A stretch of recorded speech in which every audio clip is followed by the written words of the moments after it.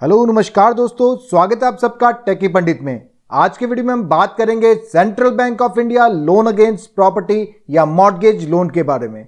आपको हमारे चैनल पे ऑलमोस्ट हर तरह के लोन स्कीम पे अलग से प्लेलिस्ट मिल जाएंगी, जैसे कि mortgage loans, personal loans, education loans, auto loans etcetera. और अगर आप हमारे चैनल पे नए हैं तो चैनल को सब्सक्राइब कर दें, बेल आइकन को दबा दें ताकि आपको हमारे वीडियोस के नोटिफिकेशंस मिलते रहें। तो आइए स्टार्ट करते हैं आज का ये वीडियो।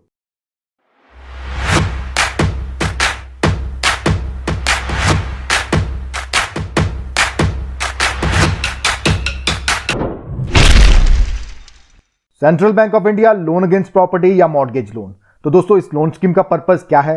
आप अपनी किसी भी रिक्वायरमेंट को पूरा करने के लिए इस लोन स्कीम का लाभ उठा सकते हैं, चाहे वो चिल्ड्रन एजुकेशन हो, मैरिज हो, बिजनेस एक्सपेंशन हो, डाउन पेमेंट हो, किसी प्रॉपर्टी या किसी ऑटोमोबाइल को खरीदने के लिए, कोई मेडिकल इमरजेंसी हो, कोई हॉलीडे हो या ट्रैवलिंग हो। तो किसी भी तरह की आपकी रिक्वायरमेंट है, आप उसको पूरा करने के लिए इस लोन स्कीम का लाभ उठा सकते हैं।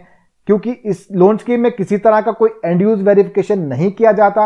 ये आपकी डिस्क्रिप्शन है कि आप इस पैसे को किस तरह से यूज करते हैं। ज्यादा से ज्यादा बैंक आपसे एक अंडरटेकिंग ले सकता है कि आपको ये लोन किस लिए चाहिए, बट ये आपका डिस्क्रिप्शन है, आप इस पैसे को कैसे इस्तेमाल करते हैं। अब बात करेंगे एलिजिबिलिटी क्राइटेरिया की।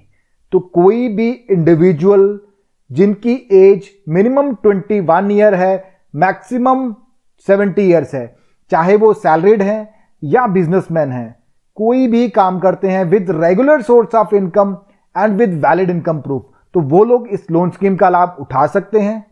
But minimum age at the time of loan application 21 years, maximum age at the time of loan repayment maturity 70 years in case of term loan.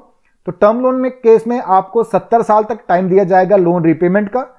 Overdraft के केस में 60 ईयर्स में आपको सारा लोन पे of करना होगा।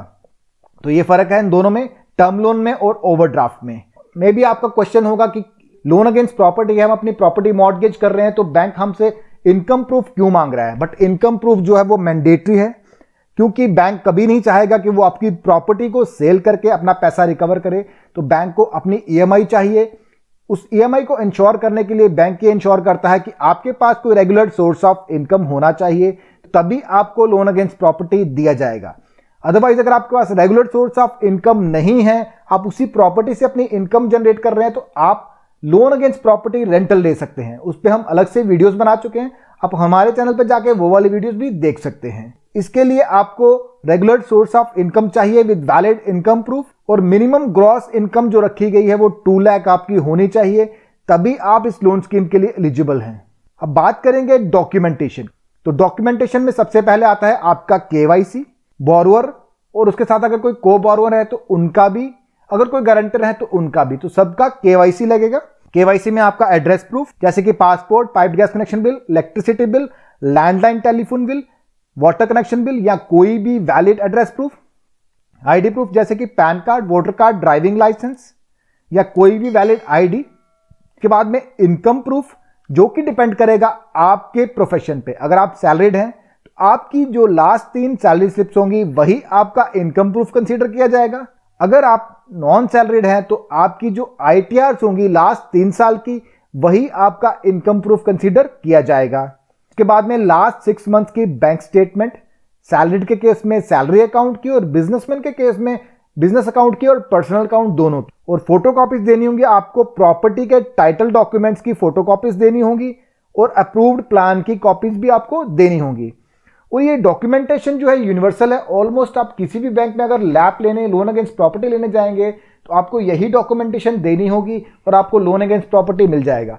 But फिर भी आपकी क्लैरिटी के लिए हमने ऑलमोस्ट सभी बैंकों की स्कीम्स पे अलग से वीडियोस बनाए हैं। अगर आप ये लोन लेने की सोच रहे हैं तो आप एक बार उन वीडियोस को भी जरूर देख लें, ताकि आप अच्छे से जान पाएं कि बाकी बैंकों का क्या क्राइटेरिया रहता है और क्या रेट ऑफ इंटरेस्ट रहता है। अब बात करेंगे लोन क्वांटम की। तो कितना मैक्सिमम लोन रखा गया है? आपको जो भी लोन मिलेगा वो डिपेंड करेगा आपके इनकम सोर्स पे, क्योंकि आपकी जितनी इनकम होगी उसी से आपका रीपेमेंट किया जाएगा इरिस्पेक्टिव ऑफ प्रॉपर्टी वैल्यू। तो आप प्रॉपर्टी की वैल्यू मत देखिए कि आपके पास 1 करोड़ की प्रॉपर्टी है तो आपको 1 करोड़ मिल जाएगा, ऐसा नहीं है। आपको जो लोन मिलेगा वो टोटली डिपेंड करेगा आपके इनकम पे। तो जितना आपका इनकम होगा उसी के प्रोपोर्शनेट आपको लोन मिलेगा। अगर आप कैलकुलेट करना चाहते हैं तो आप किसी भी ईएमआई कैलकुलेटर में जाके डाउनलोड कर लीजिए प्ले स्टोर से, उसमें अपना इनकम डाल दीजिए, पीरियड डाल दीजिए और रेट ऑफ इंटरेस्ट डाल दीजिए। जितना ईएमआई आता है आप देख लीजिए, अगर आप लगभग अपनी 50% सैलरी से उतना ईएमआई पे कर सकते हैं तो आप इस लोन के लिए एलिजिबल हैं। तो आप ये चेक कर सकते हैं। बट जो मैक्सिमम क्वांटम रखा गया है, अगर आपकी प्रॉपर्टी जो है रूरल या सेमी अर्बन एरियाज में है तो मिनिमम 1 लाख है और मैक्सिमम 50 लाख। चाहे आपकी प्रॉपर्टी की वैल्यू कितनी है, चाहे आपकी इनकम कितनी भी है, लेकिन इससे ज्यादा आपको नहीं मिलेगा अगर आपकी प्रॉपर्टी रूरल या सेमी अर्बन एरियाज में है। अगर आपकी प्रॉपर्टी डिस्ट्रिक्ट हेडक्वार्टर में है, सेमी अर्बन एरिया में है, तो minimum 1 lakh maximum 2 crore.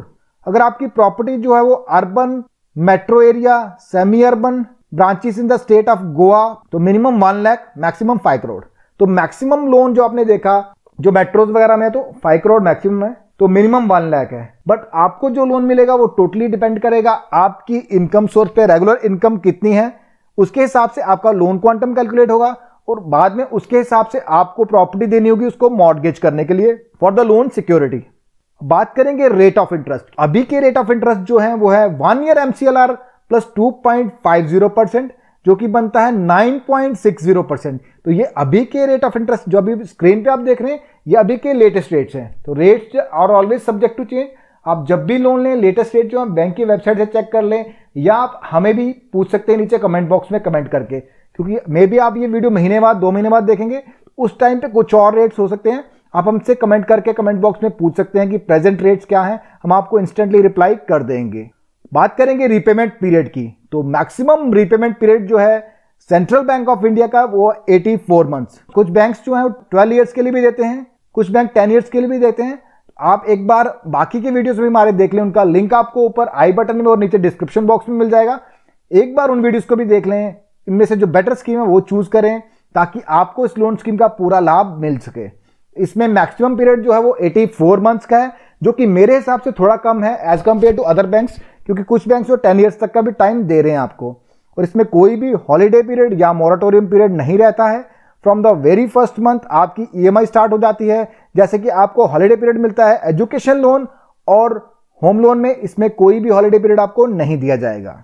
Loan security, तो लोन सिक्योरिटी के लिए बैंक क्या करेगा, आपका जो रेजिडेंशियल या कमर्शियल लैंड होगी उसका इक्विटेबल मॉर्गेज किया जाएगा। और इस केस में बैंक जो है वो एग्रीकल्चरल लैंड नहीं लेता। इस केस में या किसी भी केस में बैंक लोन के लिए आपकी एग्रीकल्चरल प्रॉपर्टी को मॉर्गेज कभी नहीं करेगा।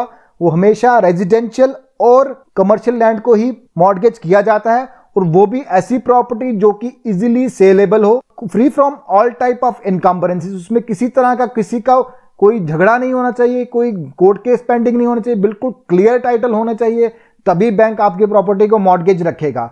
और वो मॉर्गेज रहेगी तब तक जब तक कि आप पूरा लोन रिपे नहीं कर देते। और जब आप पूरा लोन रिपे कर देंगे तो आपके टाइटल डीड्स वगैरह आपको एज इट इज लौटा दिए जाते हैं। अब बात करते हैं प्रोसेसिंग फीस की।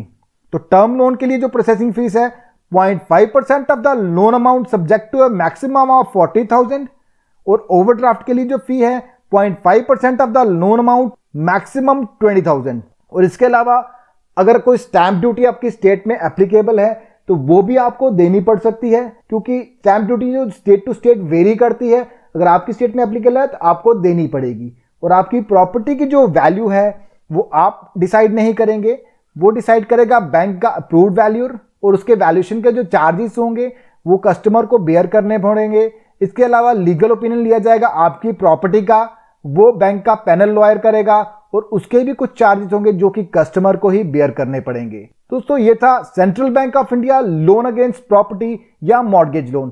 कैसा लगा आपको आज का ये वीडियो, कमेंट बॉक्स में कमेंट करके जरूर बताएं। अगर आपको ये वीडियो पसंद आया तो वीडियो को लाइक करें, चैनल को सब्सक्राइब करें और वीडियो को शेयर करें। Thank you for watching.